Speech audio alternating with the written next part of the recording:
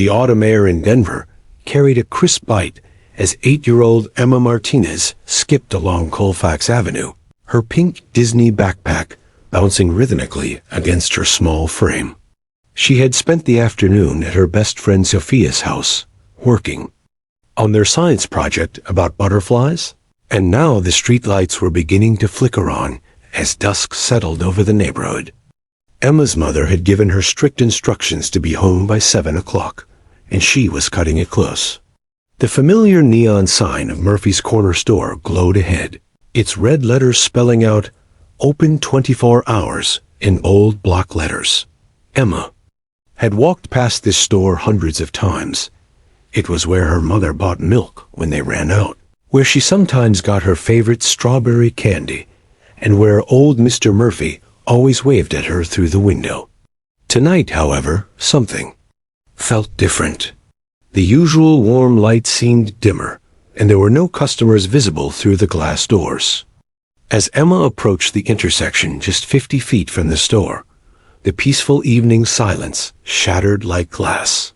3 sharp cracks echoed through the air sounds she would later learn were gunshots, though at that moment they simply froze her blood with instinctive terror. Her small legs trembled as she ducked behind a parked blue Honda Civic, pressing her back against the cold metal while her heart hammered against her ribs. 2 figures burst through the store's front doors, like dark shadows escaping from a nightmare. Both men wore black ski masks that covered their faces completely, leaving only their eyes visible through narrow slits. The taller one clutched a brown paper bag against his chest, while limping noticeably on his left leg, his boots making uneven sounds against the concrete. The shorter man held something metallic in his right hand that caught the streetlights. Glare something Emma's innocent mind couldn't yet identify as a gun. "Move faster, you idiot," the shorter man hissed, his voice carrying a harsh Brooklyn accent that seemed out of place in their Colorado neighborhood. Emma watched in frozen terror as they sprinted directly toward her hiding spot. The taller one stumbled slightly, cursing under his breath, and Emma noticed a distinctive dragon tattoo snaking around his exposed wrist details that would prove crucial weeks later, though she didn't know it yet. As the criminals ran past her hiding place, Emma caught fragments of their panicked conversation. "Did you get it all?" the shorter one demanded, breathing heavily. Yeah, 300 in cash plus whatever was in that envelope Murphy was hiding," the limping man replied. "Should have taken his watch too," the first one muttered as they disappeared into the shadowy alley between 2 apartment buildings. Emma remained crouched behind the car for what felt like hours, but was probably only minutes, her entire body shaking uncontrollably. She could hear sirens growing louder in the distance, their wailing song cutting through the night air like mechanical wolves howling. Red and blue lights began painting the buildings in alternating colors, as she knew the police were coming. Part of her wanted to run home and pretend none of this had happened, but another part, the part her mother had raised to always do the right thing, knew she had to stay and help. When Detective Sarah Chun's patrol car pulled up to the scene, Emma finally found the courage to emerge from her hiding place. Detective Chun was a 12-year veteran of the Denver Police Department, tough as nails, but with kind eyes that immediately softened when she spotted the frightened child. But it wasn't the detective who truly captured Emma's attention. It was her partner. Rex stepped out of the specially modified police vehicle with the confident grace of a trained professional. The German Shepherd stood nearly 3 feet tall. At the shoulder, his black and tan coat gleaming under the street lights. His intelligent brown eyes scanned the scene with practiced efficiency, taking in every detail that might be relevant to the investigation. Rex had been Detective Chun's partner for 6 years, and together they had solved dozens of cases, from drug busts to missing persons. He was trained in suspect apprehension, narcotics detection, and search and rescue, a formidable force in the war against crime. Emma had been afraid of dogs her entire life. When she was 5, a neighbor's aggressive pit bull had cornered her in their backyard, barking and snarling until her father came running. Since then, she had always crossed the street to avoid dogs, no matter how small or friendly they appeared. But something about Rex was different. As Detective Chun approached Emma with standard questions about what she had witnessed, Rex followed dutifully at her side. Police dogs are trained to maintain professional distance from civilians, to focus solely on their work and their handler's commands. They don't seek attention from strangers, don't wag their tails for anyone except their partners, and certainly don't show affection to traumatized witnesses at crime scenes. But when Rex looked at Emma Martinez that night, something extraordinary happened. The battle-hardened police dog saw not just another witness, but a little girl who needed comfort more than she needed justice. Without any command from Detective Chun, Rex approached Emma slowly, his tail wagging gently. He lowered his massive head and nudged her small, trembling hand with his wet nose. Emma's fear melted away like snow in spring sunshine. She looked into Rex's warm brown eyes and saw nothing but kindness and protection. "He's beautiful," she whispered to Detective Chun, her voice still shaky, but no longer filled with terror. Rex sat down beside her, close enough that she could feel the warmth radiating from his thick fur. Detective Chun stared in amazement. In all her years partnering with Rex, she had never seen him respond to a civilian this way. He was friendly enough with children at school demonstrations, but this was different. This was personal. Rex seemed to understand this little girl needed him in ways that went beyond police work. As Emma recounted the details of what she had witnessed, describing the two masked men and the direction they had fled, Rex remained by her side like a furry guardian angel. When she struggled to remember specific details, he would gently rest his chin on her shoulder, as if transferring some of his own strength to her small frame. "You did very well tonight, Emma," Detective Chun told her as her parents arrived on scene, their faces pale with worry and relief. "You're very brave, and you've helped us catch some bad people." Emma looked down at Rex one more time, scratching behind his ears. "Will I see him again?" she asked hopefully. Detective Chun smiled, glancing at her partner, who was still focused entirely on the little girl. "I think that can be arranged," she replied, having no idea that this moment was the beginning of a bond that would eventually turn a Denver courtroom upside down and change the American justice system forever. As the Martinez family drove home that night, Emma pressed her face against the car window, watching Rex until the police cars disappeared from view.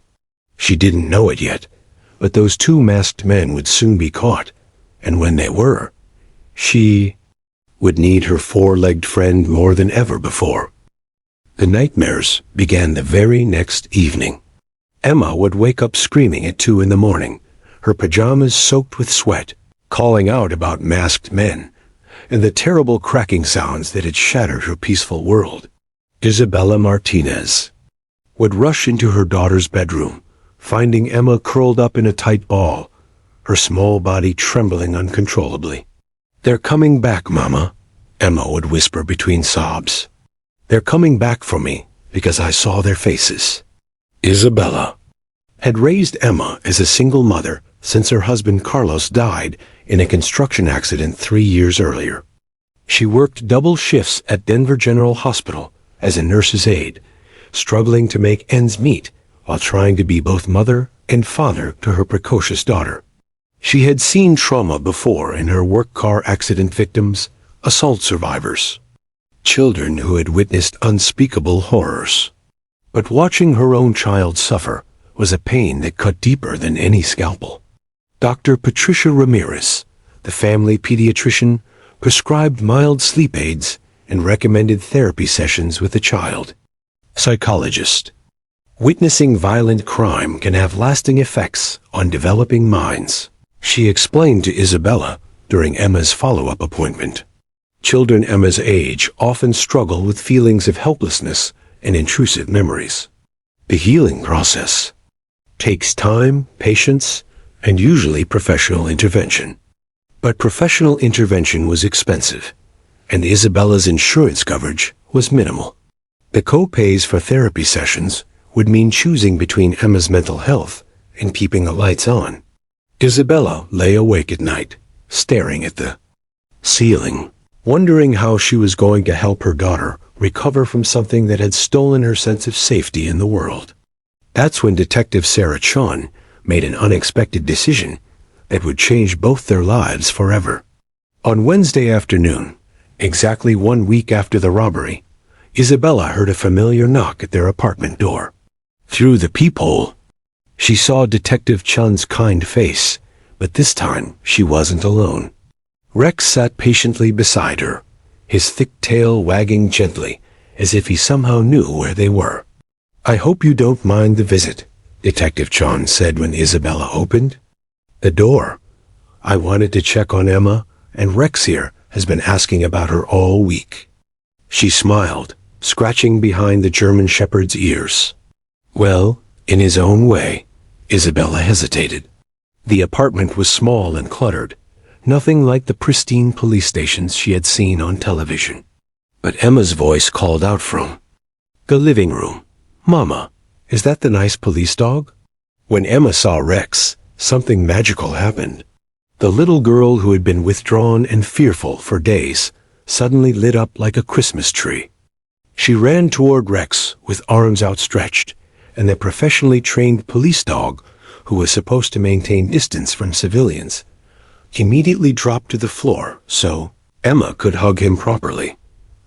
"I missed you so much," Emma whispered into Rex's fur, and Detective Chun watched in amazement as her partner's tail wagged with genuine affection. Rex had never shown this level of emotional connection with anyone except her, and even their bond was more professional than personal. Isabella invited them in for coffee, and what was supposed to be a brief check-in turned into a 2-hour visit. Emma sat cross-legged on the worn carpet, telling Rex about her school day, her favorite TV shows, and her dreams of becoming a veterinarian when she grew up. Rex listened with the patience of a trained therapist, occasionally nuzzling her hand or resting his massive head in her lap. "He's really listening to me," Emma told Detective Chun with wonder in her voice. "Look at his eyes, he understands everything I'm saying." Detective Chun had partnered with Rex for 6 years, had seen him track suspects through miles of wilderness, had watched him detect drugs hidden in the most creative hiding places, had witnessed his courage in dangerous situations that would terrify grown men. But she had never seen him like this, gentle, nurturing, almost protective of the small child who had claimed his heart. "You know, Emma," Detective Chun said carefully, "Rex doesn't usually make friends with people outside of our work. You must be pretty special." Over the following weeks, these visits became a routine that none of them had officially planned, but all of them desperately needed. Every Wednesday and Saturday afternoon, Detective Chun would stop by the Martinez apartment with Rex, always with some official excuse, following up on witness details, checking on Emma's emotional state, updating the family on the case progress. But the real reason was impossible to ignore. Rex had appointed himself as Emma's unofficial therapy dog. Isabella began to notice remarkable changes in her daughter. The nightmares became less frequent, and when they did occur, Emma would calm down faster by talking about Rex and their conversations. She started drawing pictures of German Shepherds in her notebook margins, and her teacher reported that her concentration in class was improving dramatically. "It's like having a furry guardian angel," Isabella confided to her sister during one of their phone calls. "Emma talks to that dog like he's her best friend, and I swear he understands every word. Yesterday, she was upset about a test at school, and Rex just walked over and put his paw on her lap. She stopped crying immediately." Detective Chun began researching the therapeutic benefits of human-animal bonds, fascinated by what she was witnessing. She learned about cortisol reduction in children who interacted with therapy animals, about how dogs could sense emotional distress, through scent and body language, about the growing field of animal-assisted therapy in treating trauma victims. Rex has always been intuitive, she explained to her supervisor, Sergeant Maria Valdez, during one of their weekly briefings. But this is different. It's like he knows this kid needs him in ways that go beyond police work. Sergeant Valdez was skeptical. Chun, you know the department regulations about civilian interaction with K-9 units. We can't have patrol dogs making house calls for social visits. It's not social, Detective Chun insisted. Emma Martinez is our key witness in the Murphy's Corner Store robbery. Maintaining her emotional stability is directly related to the strength of our case. If she's traumatized and unable to testify clearly, we lose our best evidence against the Russo brothers. It was a stretch of official justification, but Sergeant Valdez had known Detective Chun long enough to trust her instincts. Fine, but document everything. If Internal Affairs comes asking questions, I want a paper trail showing this is legitimate police work. During their 6th visit, something extraordinary happened that convinced even the skeptical Sergeant Valdez. Emma was telling Rex about a bully at school who had been teasing her about the robbery, calling her a scaredy cat and making gun shapes with his fingers to frighten her. As she spoke, her voice grew shakier and tears began forming in her eyes. Rex suddenly stood up, walked to the front door, and began barking, not his aggressive, threatening police bark, but a series of short, protective sounds. When Detective Chun looked outside, she saw a suspicious man in a dark hoodie standing across the street, watching their apartment building intently. How did he know? Isabella whispered, pulling Emma closer to her side. Detective Chun called for backup and approached the man, who turned out to be a convicted burglar casing the neighborhood for potential targets. He had been watching the Martinez apartment for 20 minutes, waiting for them to leave. Rex sensed Emma's fear and immediately went into protection mode, Detective Chun explained later. He's not just bonding with her, he's appointed himself as her personal security detail. That evening, as Emma fell asleep peacefully for the first time in weeks, Isabella realized they had gained something far more valuable than a witness protection program. They had gained a family member who happened to have 4 legs, specialized training, and an instinct for keeping little girls safe. Detective Chun sat in her patrol car outside the apartment building, watching Rex through the rearview mirror. Her partner was staring up at Emma's bedroom window, his ears alert, still on duty even after their official shift had ended. "What have we gotten ourselves into, boy?" she asked him softly. Rex's tail thumped once against the seat, and Detective Chun had her answer. They weren't just solving a robbery case anymore. They were saving a little girl's faith in the world, one visit at a time. Detective Sarah Chun stared at the grainy security footage for the 100th time, her eyes burning from hours of analyzing pixelated images that seemed to mock her investigation.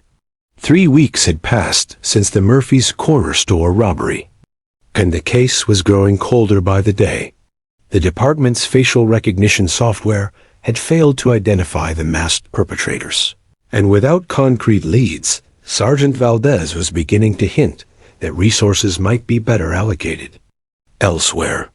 "We've got nothing, Chun," Detective Mike Rodriguez said, dropping another stack of unsuccessful witness interviews on her desk. "Nobody else saw these guys clearly. Your little witness might be our only shot, but an 8-year-old's testimony against career criminals? Defense attorneys will tear that apart in court." But Detective Chun wasn't ready to give up.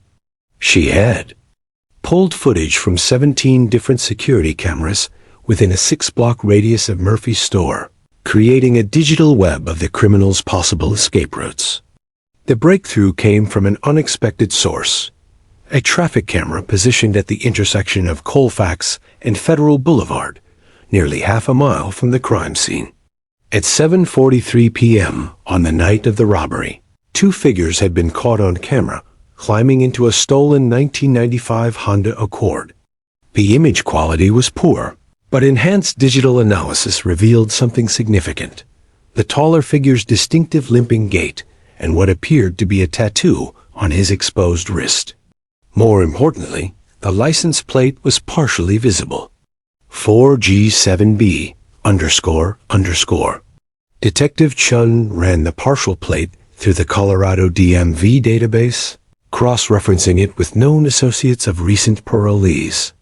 The search generated 43 possible matches, but two names immediately caught her attention: Jake and Tommy Russo, brothers with an extensive criminal history spanning 15 years. Jake Russo, 28 years old, had been released from Lemon Correctional Facility just 6 months earlier after serving 3 years for armed robbery. His file noted a permanent limp in his left leg, the result of a prison stabbing incident. Tommy Russo, 25, was currently on parole for aggravated assault and had been arrested twice in the past year for suspected involvement in convenience store robberies, though charges had been dropped due to insufficient evidence. "Look." At this, Detective Chun called out to our partner, Detective Lisa Wong, pointing at Jake Russo's booking photo from 2019. Dragon tattoo. Left wrist, exactly where Emma said she saw one. Detective Wong leaned over her shoulder, studying the image. The height differential matches too. Jake's 6'2", Tommy's 5'7". But Chun, this is all circumstantial. We need positive identification to make arrests. That's when Detective Chun made a decision that would either solve the case or destroy Emma's fragile recovery. She would ask the 8-year-old to view a police lineup. Dr. Amanda Foster, the child psychologist who had been working pro bono with Emma, strongly advised against it. Lineup identifications are traumatic for adult witnesses, she explained during an emergency consultation. For a child who's just beginning to heal from witnessing violent crime, this could cause significant psychological setbacks. Isabella Martinez was torn. She wanted justice for what had happened to her daughter, but not at the cost of Emma's mental health. What if she sees those men again, and it brings back all the nightmares? She asked Detective Chun during a tense meeting at their kitchen table. "We'll make sure she's safe," Detective Chun promised. "Rex will be with her the entire time, and we'll use a one-way mirror so the suspects can't see her. Emma won't be in any danger." It took 3 days of careful preparation. Detective Chun arranged for the lineup to be conducted at the police station's victim services center rather than the main building, creating a less intimidating environment. Rex underwent additional behavioral training to ensure he would remain calm and supportive during the identification process.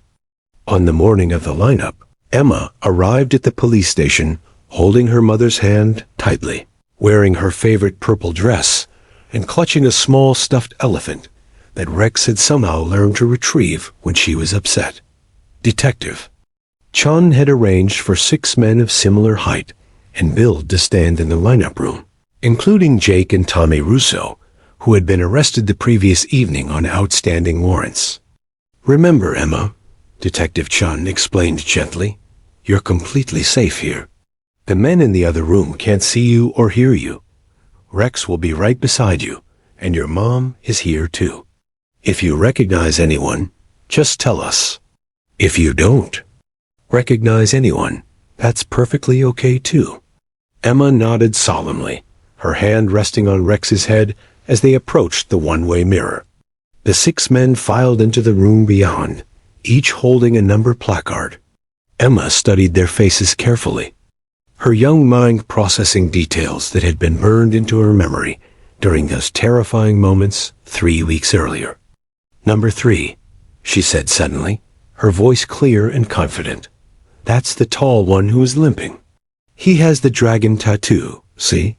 She pointed at Jake Russo's wrist, where the distinctive artwork was clearly visible despite his attempts to position his arm to hide it.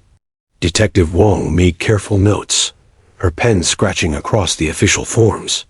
"Are you certain, Emma?" "Yes, ma'am." "And number 5, He's the shorter one who's holding the gun. He has a scar through his left eyebrow, and his voice sounded like he was from New York or something. Detective Chun's pulse quickened. The scar detail wasn't in any of the police reports. Tommy Russo had gotten it in a bar fight just 2 months earlier, long after his most recent booking photo had been taken. There was no way Emma could have known about that scar unless she had seen him at the crime scene. "Can you tell us anything else about these men, Emma?"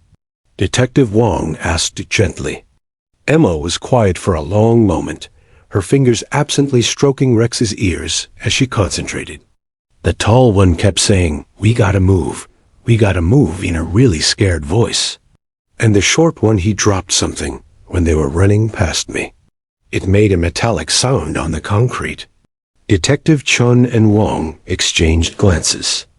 A thorough search of the area around Emma's hiding spot the next morning revealed a spent .38 caliber shell casing that had somehow been overlooked during the initial crime scene investigation. But Emma wasn't finished. "Oh, and one more thing," she said, turning to look directly at Detective Chun. "The short one, Tommy, he was wearing really expensive sneakers. White ones with red stripes. They looked brand new, but they had a tiny spot of blood on the left toe." The detectives rushed back to the evidence locker, where Tommy Russo's personal effects from his arrest were stored. Sure enough, his white Nike Air Jordan sneakers with red trim showed a small, dark stain on the left toe that preliminary testing confirmed was human blood, most likely from Mr. Murphy, who had suffered a minor head wound during the robbery. "How is this possible?" Detective Wong whispered to her partner as they reviewed Emma's statement. She was 50 feet away, it was getting dark, and she was terrified. How could she remember details this specific? Detective Chun looked through the observation window at Emma, who was now sitting cross-legged on the floor, telling Rex about her upcoming school spelling bee. "I think our witness has what psychologists call hypervigilance response," she explained. "Extreme stress can actually enhance memory formation in some people, especially children." Emma's brain was recording everything as potential survival information. Dr. Foster later confirmed this theory during Emma's debriefing session. "Children often have remarkable recall for traumatic events," she explained. Emma's mind was in pure survival mode that night. Every detail, sounds, smells, visual cues was being stored as potentially life-saving information. The case that had seemed impossible to solve was suddenly ironclad. Jake and Tommy Russo were formally charged with armed robbery, aggravated assault, and weapons violations. Emma's identification, combined with the physical evidence she had helped locate, created a prosecution case that even the most skilled defense attorneys would struggle to challenge. But as Detective Chun filed the final paperwork that evening, she realized they had uncovered something far more significant than just another solved case. Emma Martinez hadn't just identified two dangerous criminals. She had demonstrated a level of observational accuracy that bordered on the supernatural. "That little girl has a gift," Sergeant Valdez said when Chun briefed her on the day's events. "Photographic memory combined with the courage to use it for justice. She's going to make one hell of a witness when this goes to trial." Detective Chun nodded, but a knot of worry was forming in her stomach. Emma had performed brilliantly in the controlled environment of the police station, with Rex by her side and her mother nearby. But testifying in open court, facing the men who had haunted her nightmares, being cross-examined by aggressive defense attorneys, that would be an entirely different challenge. As she drove home that night, Detective Chun made a silent promise to herself and to Rex, who was sleeping peacefully in the back seat after his long day of providing emotional support. Whatever it took, wherever the legal system would allow, that little girl would not face the courtroom alone. The letter arrived on a Tuesday morning, its official Denver District Attorney letterhead, stark against the cheerful butterfly magnets on Isabella Martinez's refrigerator. Emma was eating her favorite breakfast chocolate chip pancakes that her mother made special every Tuesday when Isabella opened the envelope with trembling hands. The People of Colorado versus Jake Russo and Tommy Russo, Isabella read silently, her heart sinking with each formal legal phrase. Your daughter, Emma Martinez, age 8, is hereby summoned to appear as a witness for the prosecution. The date was circled in red ink, November 15th, exactly 3 weeks away. Emma looked up from her pancakes, syrup dripping from her fork. Mama, why do you look scared? Isabella forced a smile, folding the letter quickly. It's nothing, Mia. Just some grown-up paperwork. But Emma had inherited her father's ability to read people's faces, and she knew her mother was lying. That evening, after Emma had gone to bed, Isabella called Detective Chun. She can't do this, Isabella whispered into the phone, pacing her small living room. You should see her, Sarah. She's finally sleeping through the night again. She's laughing at cartoons, playing with her friends. I won't let anyone take that away from her. Detective Chun understood Isabella's protective instincts, but the legal reality was inescapable. Without Emma's testimony, the Russo brothers walk free, she explained. Yes, we have the physical evidence she helped us find, but defense attorneys will argue that anyone could have dropped that shell casing or gotten blood on their shoes. Emma's identification and her detailed observations are what tie everything together. Then find another way, Isabella insisted. Use the security footage. The fingerprints. Anything else. Isabella, there are no usable fingerprints. The security footage is too grainy for positive identification. Emma is our case. The next morning, Isabella broke the news to her daughter as gently as possible.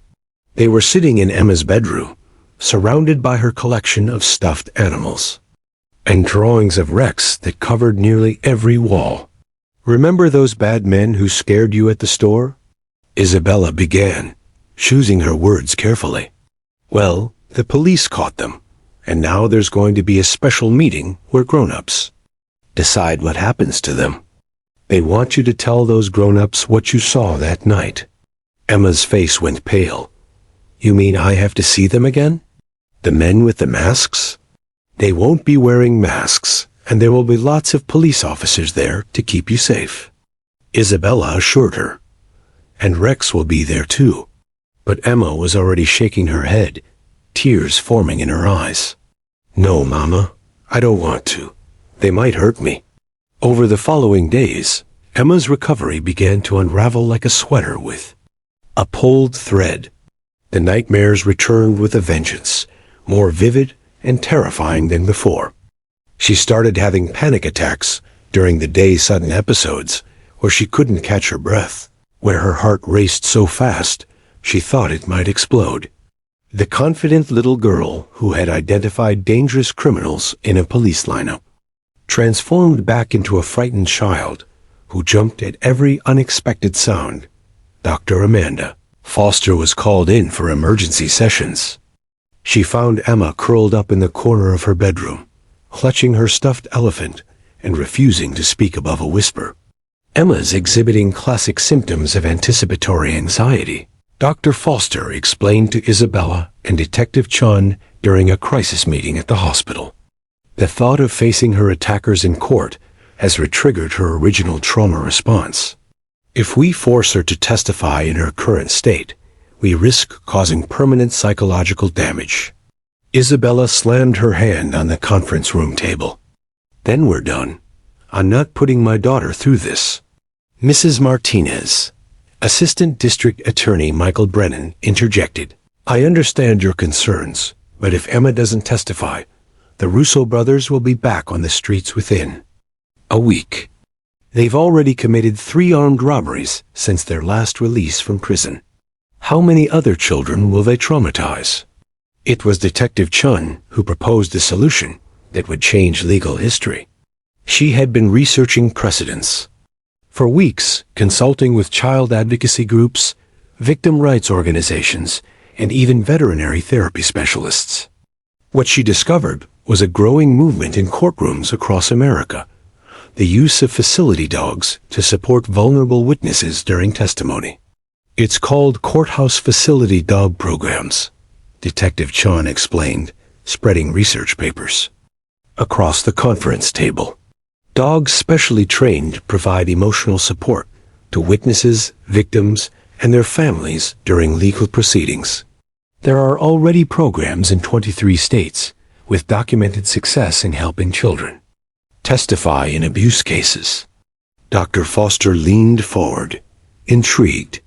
Are you suggesting that Rex accompany Emma to court? Rex isn't technically a facility dog, he's a police canine, Detective Chun admitted. But he's already demonstrated remarkable therapeutic abilities. With Emma, he's trained, professional, and bonded with our witness in ways that could make her testimony possible. Ada Brennan looked skeptical. Defense attorneys will argue that a police dog's presence is prejudicial to their clients. They'll claim we're trying to intimidate the jury or manipulate emotions. Ben will get expert testimony about the therapeutic necessity, Detective Chun countered. Dr. Foster can explain Emma's psychological needs. We'll document that Rex is there solely for witness support, not as a law enforcement presence. Isabella felt a flicker of hope for the first time in weeks. She had seen the magic that happened when Emma was with Rex, how the dog's presence transformed her daughter from a scared child into someone capable of extraordinary courage. But the legal hurdles seemed insurmountable. Colorado had no existing courthouse facility dog program. The state legislature had never addressed the issue of animals in courtrooms. Judge William Harrison, who would preside over the Russo trial, was known as a strict traditionalist who rarely deviated from established procedures. Detective Chun spent the next week building the strongest possible case for Rex's inclusion.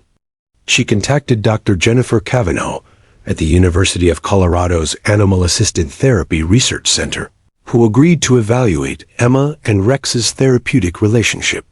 She reached out to prosecutors in Seattle, Phoenix, and Atlanta who had successfully used facility dogs in similar cases. She even consulted with the American Kennel Club's Canine Good Citizen program to document Rex's behavioral qualifications.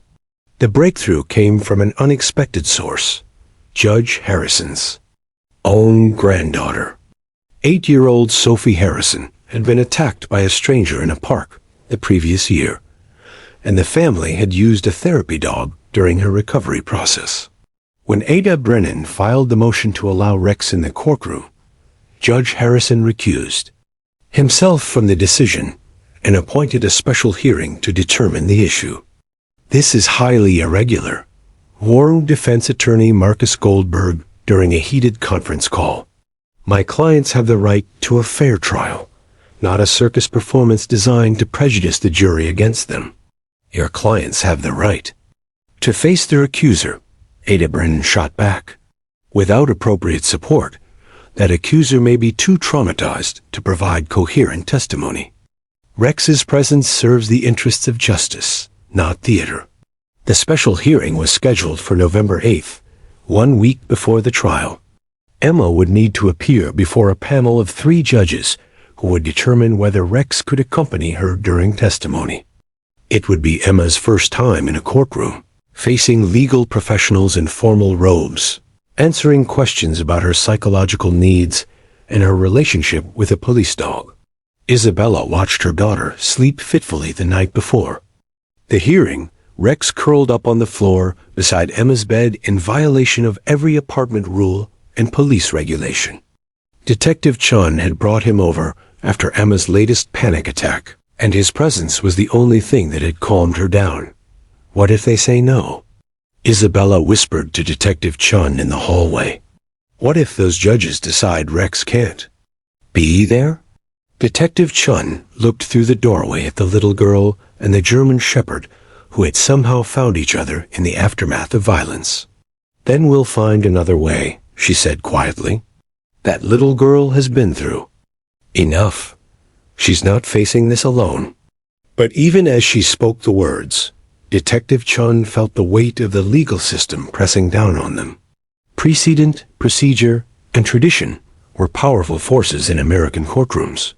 Tomorrow, they would discover whether justice could be flexible enough to accommodate the healing bond between a traumatized child and a police dog who had learned to love her.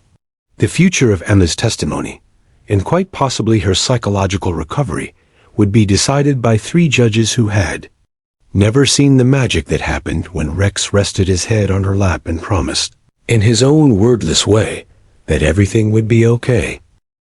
The Denver District Court building loomed like a granite fortress against the gray November sky, its imposing columns and countless windows reflecting the weight of justice that had been dispensed within its walls for over 60 years. Emma Martinez pressed her face against the car window, watching crowds of people in dark suits hurry up the courthouse steps like ants marching toward some important destiny she couldn't understand. "It's so big, Mama," Emma whispered, her small hand finding Isabella's in the back seat of Detective Chun's patrol car. Rex rode in his specially modified compartment behind them, his intelligent brown eyes watching Emma through the protective barrier, as if he could sense her rising anxiety. The special hearing 3 days earlier had been a victory, but barely. Judge Patricia Summers had ruled 2-1 that Rex could accompany Emma during her testimony, citing extraordinary circumstances and documented therapeutic necessity. But the dissenting judge, Harold Mackenzie, had written a scathing opinion calling the decision a dangerous precedent that prioritizes spectacle over legal tradition. His words had been quoted extensively in the Denver Post, turning Emma's story into a media sensation overnight. Now, on the morning of November 15th, the circus had truly arrived. News vans lined the street outside the courthouse, their satellite dishes reaching toward the sky like metallic flowers seeking sunlight. Reporters with microphones and cameramen with equipment that looked like space-age weaponry clustered around the building's entrances, hoping to catch a glimpse of the little girl whose relationship with a police dog had captured the nation's attention. Channel 7 News is calling it the trial of the century, Detective Chun muttered, surveying the media chaos through her windshield. As if an 8-year-old testifying against armed robbers is entertainment. Isabella's jaw tightened. They better not come near my daughter. Inside the courthouse, the atmosphere was electric with anticipation. Judge William Harrison's courtroom was packed beyond capacity, with every seat filled and people standing along the walls. Court officers had been forced to establish a lottery system for public seating, and the overflow crowd was being directed to a secondary viewing room with closed-circuit television. The jury had been selected after 3 days of intense questioning, during which potential jurors were asked about their feelings toward police dogs, their opinions on child witnesses, and whether they had seen any news coverage about the case. Defense attorney Marcus Goldberg had tried to eliminate anyone with pets, arguing that dog owners would be prejudiced in favor of Rex's presence. Ada Brennan had countered by challenging anyone who expressed skepticism about children's ability to provide accurate testimony. Jake and Tommy Russo sat at the defense table like caged predators, their orange prison jumpsuits replaced by ill-fitting suits that couldn't disguise their criminal history. Jake's dragon tattoo was clearly visible on his left wrist, the same tattoo Emma had described with such devastating accuracy. Tommy kept running his fingers through his hair, trying to cover the scar above his eyebrow that had become crucial evidence in the prosecution's case. Your Honor, Marcus Goldberg announced as the court was called to order, the defense wishes to renew our objection to the presence of a police dog during witness testimony. This unprecedented decision creates an atmosphere of intimidation and prejudice that denies my clients their constitutional right to a fair trial. Judge Harrison adjusted his glasses, studying the packed courtroom. At 72 years old, he had presided over thousands of cases, but nothing quite like this. Mr. Goldberg, your objection is noted and overruled.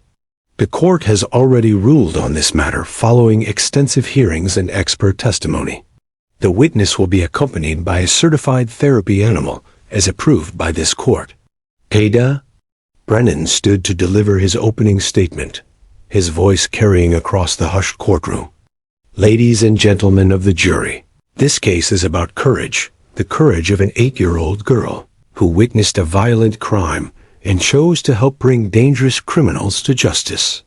The evidence will show that on the evening of October 23rd, Jake and Tommy Russo robbed Murphy's Corner store at gunpoint, terrorizing an elderly shopkeeper and traumatizing a child who happened to be in the wrong place at the wrong time. He gestured toward the defense table. These men thought they had committed the perfect crime. They wore masks, used a stolen vehicle, and fled into the darkness. But they didn't count on the remarkable observational abilities of Emma Martinez, a third grader who saw details that would escape most adults and remembered them with photographic accuracy.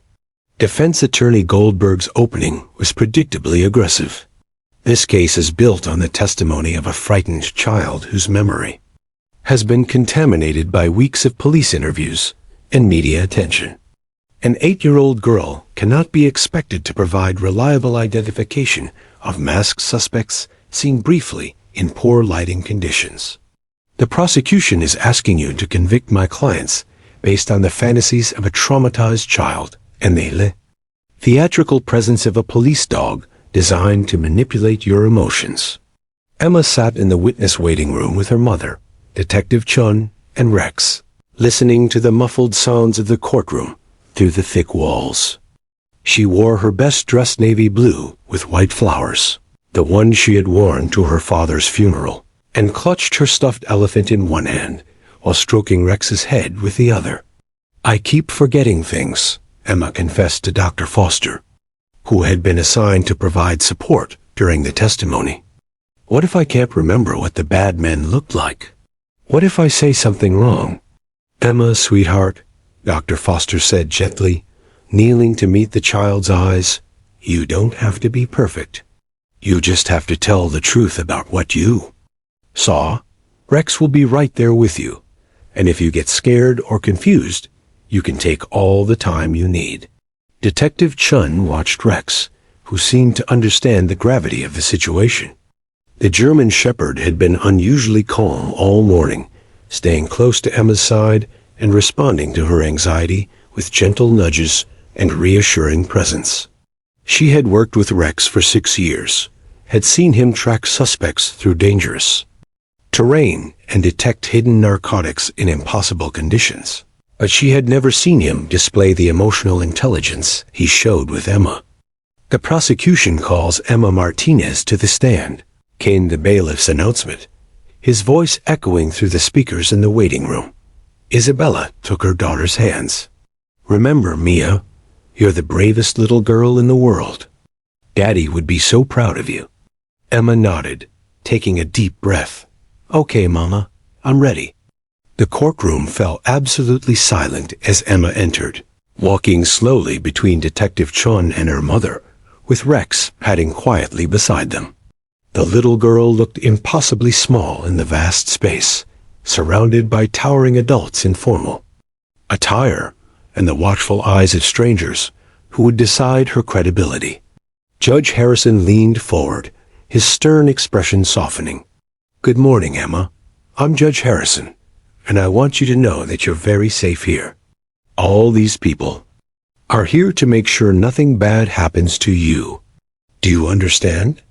Emma nodded, her voice barely audible. Yes, sir.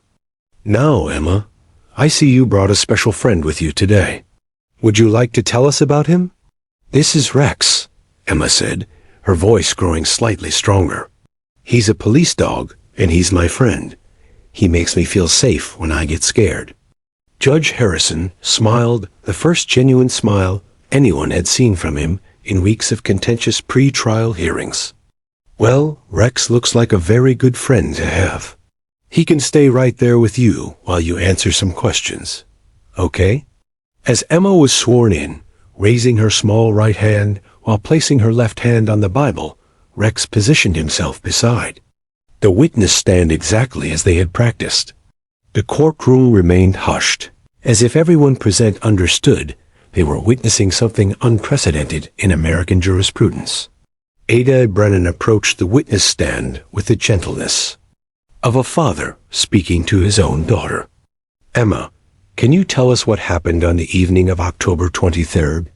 Emma looked at Rex, who gazed back at her with steady, encouraging eyes. She took a deep breath, straightened her shoulders, and began to speak in a clear, confident voice. That surprised everyone in the courtroom, including herself. I was walking home from my friend Sophia's house, and I heard loud sounds like firecrackers, but they weren't firecrackers. They were guns. I got really scared and hid behind a blue car, and then I saw two men running out of Mr. Murphy's store, ... The packed courtroom listened in rapt attention as the most important witness of the day, 8 years old and accompanied by her four-legged guardian, began to tell her story. Emma Martinez had been testifying for nearly 20 minutes, her clear, confident voice filling Judge Harrison's packed courtroom as she recounted the events of October 23rd with remarkable detail. Ada Brennan had guided her through the timeline, carefully, allowing her to describe the gunshots, the hiding spot behind the blue Honda Civic, and her vivid observations of the two masked men fleeing Murphy's corner store. The tall one was limping really bad on his left leg, Emma explained, pointing toward Jake Russo at the defense table. And when they ran past me, I could see the dragon tattoo on his wrist because his sleeve got pushed up. The shorter one was carrying something shiny that I know now was a gun. The jury hung on every word, several members leaning forward in their seats as the 8-year-old witness provided testimony more detailed than most adult witnesses could manage. Rex lay quietly beside the witness stand, his presence giving Emma the courage to look directly at the men who had haunted her nightmares for weeks. Thank you, Emma, Ada Brennan said gently. You've done beautifully. Now, Mr. Goldberg is going to ask you some questions too. Okay? Defense attorney Marcus Goldberg rose from his chair like a predator sensing weakness. At 58 years old, he had built his career on dismantling prosecution cases through aggressive cross-examination, and he wasn't about to be intimidated by a child witness, therapy dog, or no therapy dog.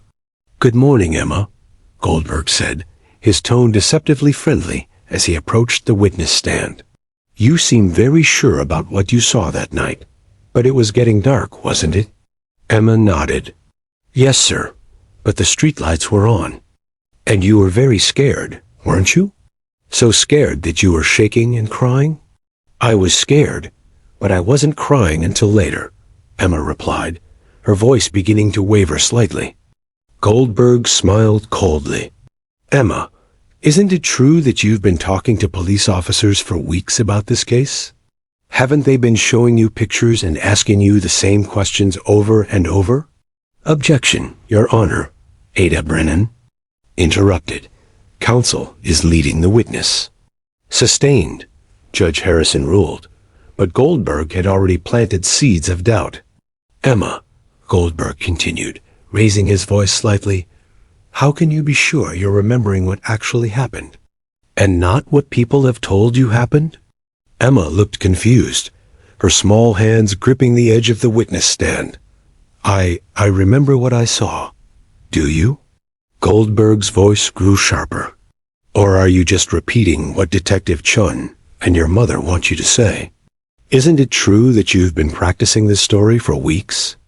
That's not true, Emma protested, but her voice was getting smaller.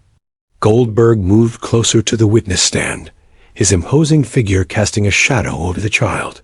Emma, you know that if you don't tell the story the police want to hear, bad men might go free, right?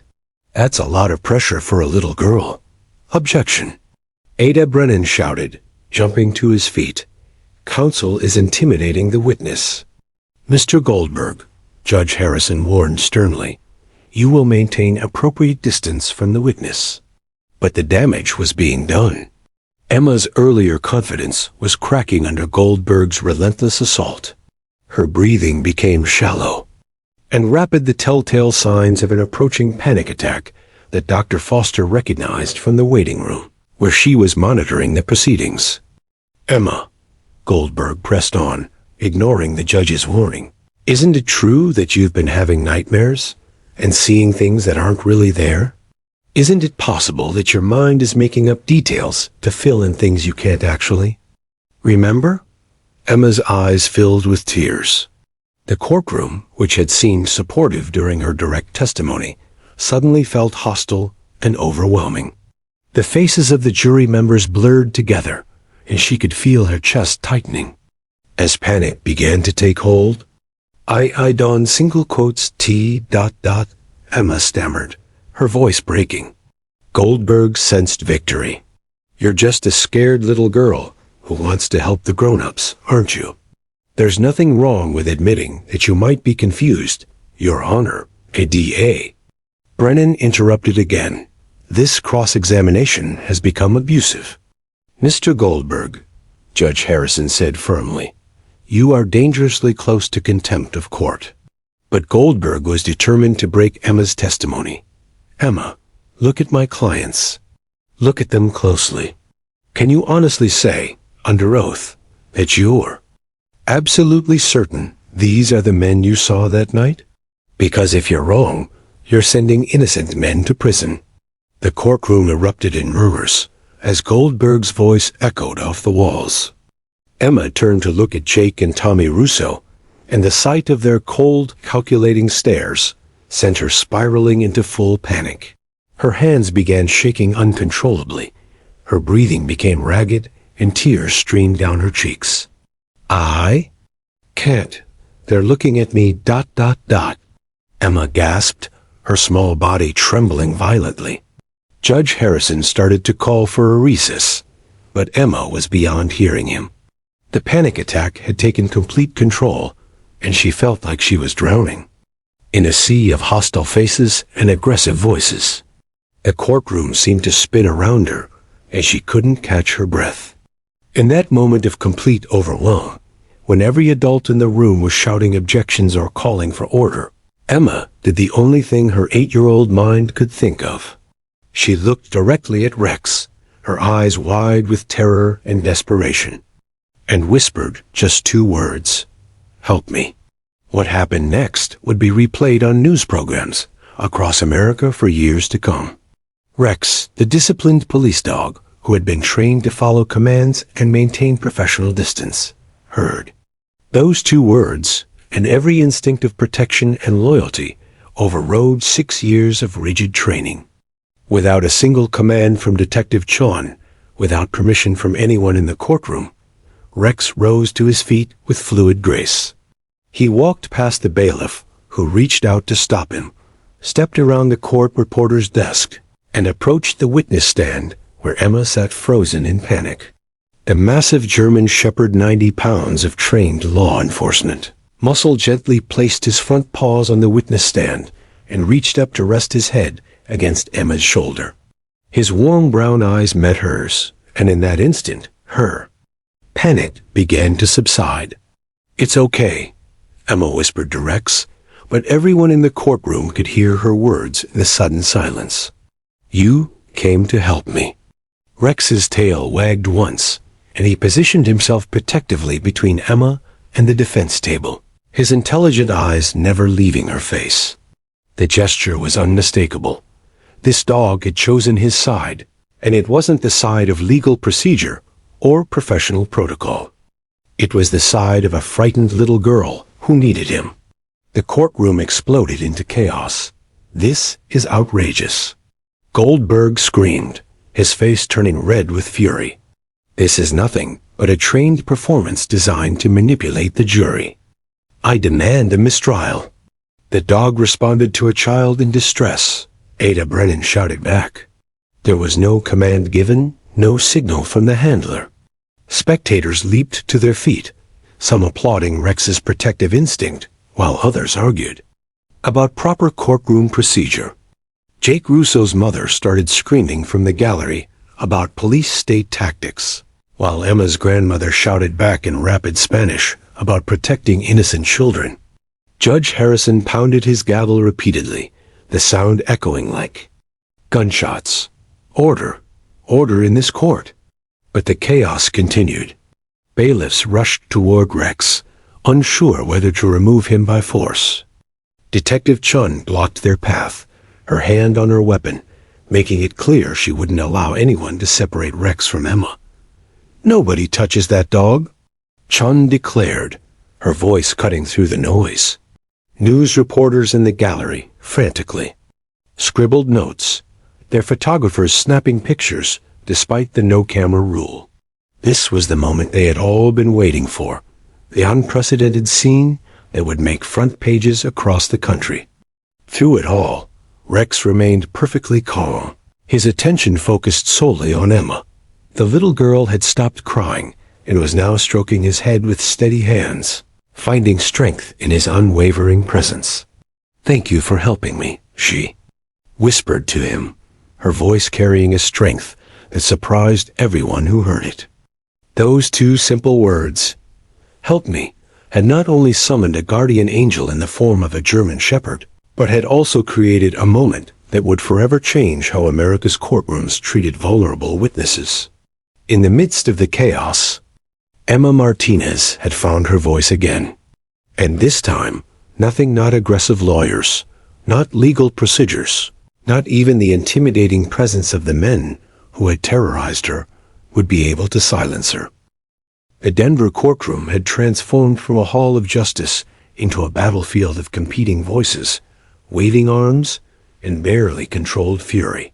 Judge Harrison's gavel cracked repeatedly against the wooden block, creating sharp reports that echoed like gunshots through the chaos, but no one seemed to hear him anymore.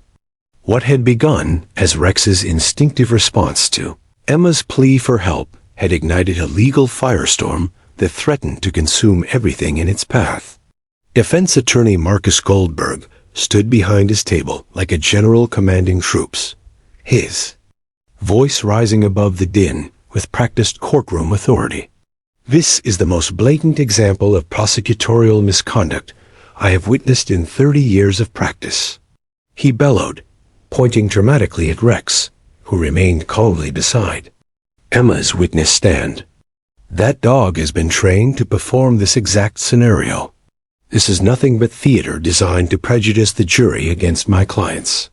His co-counsel, Jennifer Walsh, frantically shuffled through legal precedents while shouting her own objections. "Your Honor, this violates every principle of fair trial procedure. The presence of a law enforcement animal creates an atmosphere of intimidation that denies the defendants their constitutional rights." From the prosecution table, Ada Brennan fired back with equal intensity, his usually measured tone replaced by indignant fury. Rex received no command, no signal, no instruction whatsoever. This dog responded to a child in genuine distress, exactly what any trained therapy animal would do. The defense is trying to punish a little girl for having the courage to seek help when she was terrified. Detective Chun remained positioned protectively near Rex, her hand resting near her service weapon in a gesture that spoke volumes about her commitment to defending both Emma and her K-9 partner. "Nobody approaches this dog," she declared to the bailiffs who stood uncertainly nearby, clearly torn between maintaining court order and avoiding a confrontation with an armed police officer. But the chaos wasn't confined to the legal professionals. The gallery had erupted into its own civil war, with spectators choosing sides and voicing their opinions with increasing volume and passion. "That's a brave little girl up there," shouted Maria Santos, Emma's grandmother, her accented English carrying across the courtroom. "You leave her alone. She's telling the truth about those criminals." From the opposite side of the gallery, Jake Russo's girlfriend, Crystal Mendez, screamed, back with venom in her voice. "This is all fake. They're using that kid to frame innocent men. Jake would never hurt nobody. Tommy Russo's mother, a weathered woman in her 50s who had spent years defending her son's increasingly violent behavior, joined the verbal assault. That girl's been coached. Look how she sits there all calm. Now it's all an act. My boy's innocent. The conflict spread like wildfire through the packed courtroom. Emma's third-grade teacher, Mrs. Rodriguez, stood up in the middle section and declared, "Emma Martinez is the most honest child I've ever taught. If she says she saw something, she saw it." A retired police officer in the back row cupped his hands around his mouth and shouted, "That dog knows a good kid from bad guys." Dogs don't lie like people do. But supporters of the Russo brothers weren't backing down. "Police dogs are trained to attack people," yelled a man in a leather jacket who had been taking notes throughout the trial. "They're using that animal to intimidate witnesses and manipulate emotions." The volume in the courtroom reached deafening levels as more spectators joined the fray. Purses and briefcases were raised like weapons, voices cracked from shouting, and several people began pushing toward the center aisle as if preparing for physical confrontation. Judge Harrison, red-faced and furious, stood up behind his bench and slammed his gavel with enough force to crack the wooden handle. "Bailiffs," he roared, "clear this courtroom immediately. Anyone who does not sit down and remain silent will be held in contempt." But his authority had been temporarily overwhelmed by the raw emotions Rex's action had unleashed. Court security. Officers moved through the gallery, trying to separate the most aggressive arguers, but their efforts only seemed to intensify the conflict. In the jury box, 12 citizens who had been sworn to remain impartial watched the pandemonium with expressions ranging from shock to fascination. Several jurors were openly staring at Rex and Emma, clearly moved by the bond between the child and the dog. Others looked uncomfortable with the unprecedented scene unfolding before them.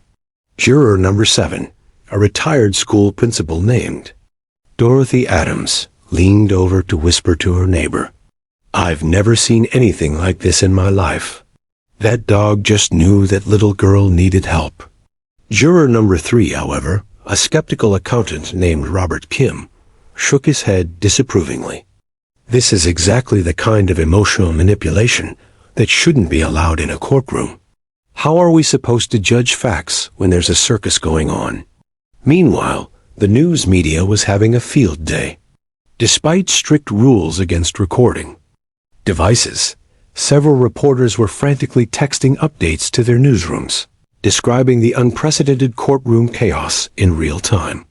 Sarah Mitchell from Channel 7 News managed to slip a photo with her phone before court security noticed, capturing the moment Rex stood protectively beside Emma while lawyers shouted around them.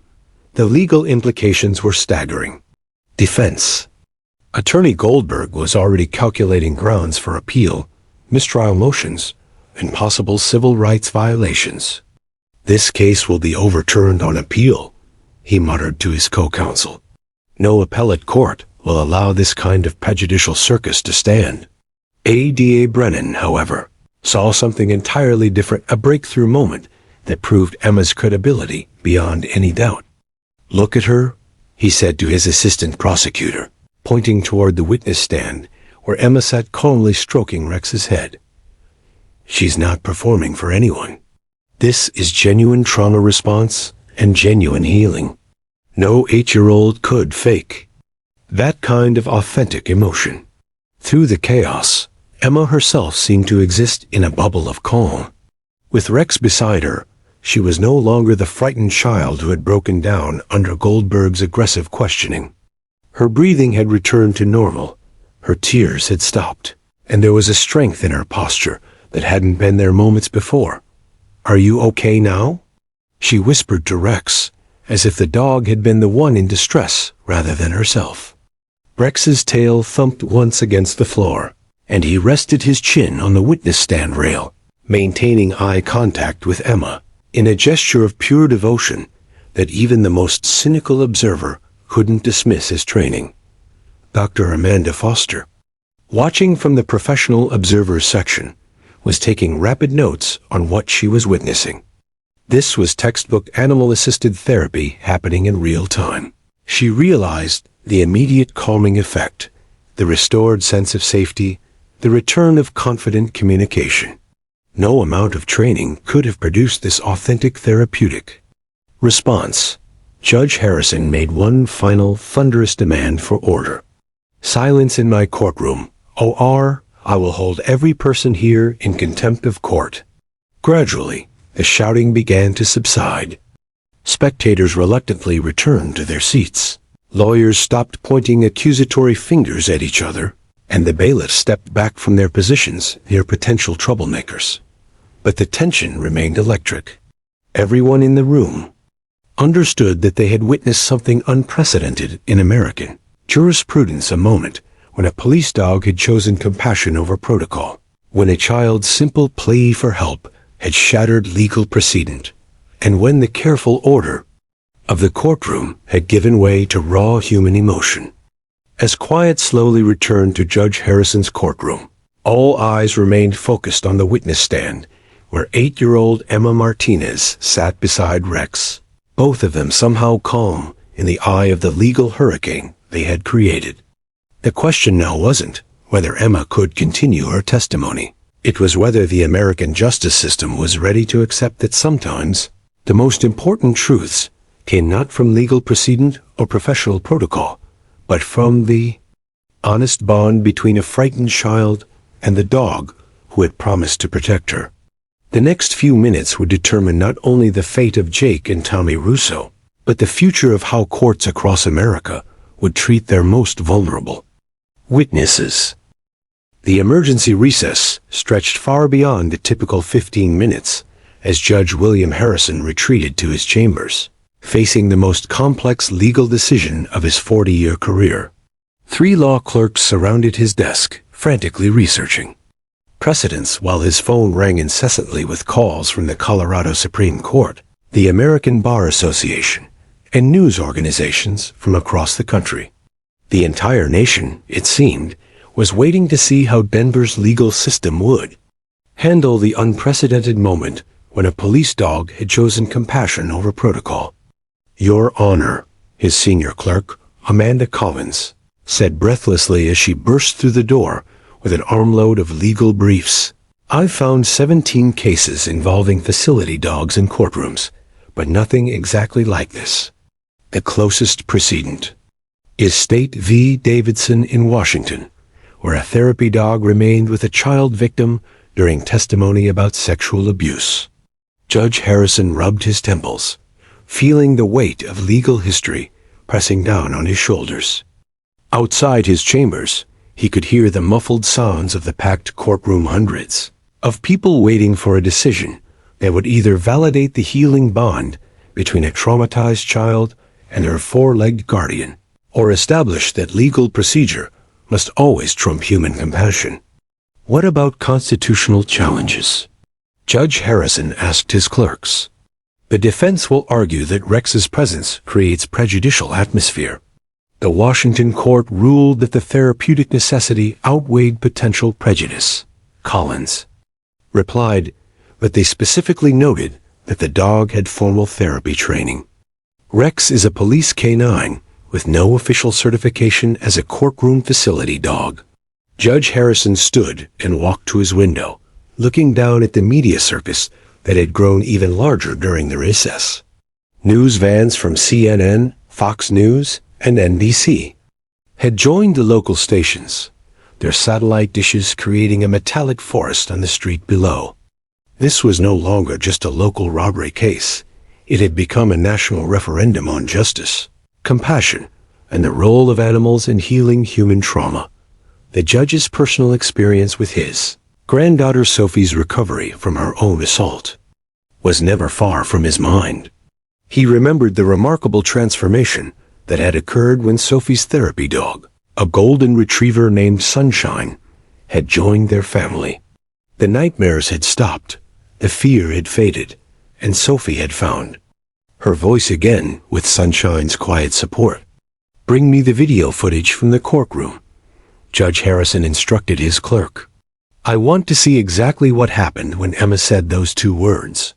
For 20 minutes, Judge Harrison studied the security footage from multiple camera angles, watching Rex's response to Emma's plea frame by frame. What he saw convinced him that this wasn't a trained performance or prosecutorial theater. It was the genuine response of an animal who had formed an authentic therapeutic bond with a traumatized child. When the court reconvened, the silence was deafening. Every spectator, lawyer, and jury member understood that Judge Harrison's ruling would create legal precedent that would be studied and referenced for decades to come. This court has reviewed the unprecedented events that occurred before the recess. Judge Harrison began, his voice carrying the weight of judicial authority. After careful consideration of legal precedent, constitutional requirements, and expert testimony about the therapeutic relationship between the witness and the animal in question, this court makes the following ruling. Defense attorney Marcus Goldberg leaned forward, his pen poised to write the inevitable appeal motion he was certain would be needed. The court finds that Rex, while not formally certified as a courthouse facility dog, has demonstrated a genuine therapeutic relationship with the witness Emma Martinez. The dog's response to the witness's distress was not commanded, coached, or orchestrated by any party in this proceeding. It was the natural response of an animal who has formed a healing bond with a traumatized child. Ada Brennan felt a surge of hope, but Judge Harrison wasn't finished.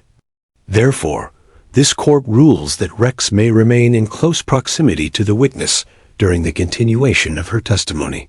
However, to address legitimate concerns about prejudicial impact, the court will provide explicit jury instructions that Rex's presence is solely for therapeutic support and should not be interpreted as any indication of the defendant's guilt or innocence.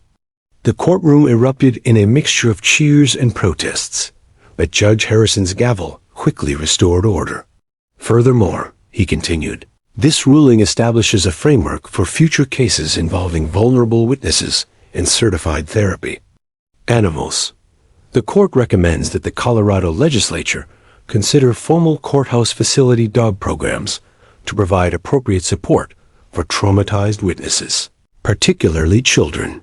With Rex once again positioned beside the witness stand, Emma Martinez underwent a remarkable transformation. The frightened child who had broken down under Goldberg's aggressive cross-examination was replaced by a confident young witness whose voice carried clearly throughout the hushed courtroom. "Mr. Goldberg," Emma said when the defense attorney resumed his questioning, "I know you're trying to make me say I didn't see what I saw, but I did see it. I saw those men run out of Mr. Murphy's store, and I remember everything because I was so scared that my brain recorded every detail." Her simple, honest response stunned the courtroom. This wasn't coach testimony or adult words coming from a child's mouth. This was an 8-year-old girl speaking her truth with remarkable clarity. "The tall man dropped something when he ran past me," Emma continued, looking directly at Jake Russo. "It was shiny and made a tinkling sound on the concrete.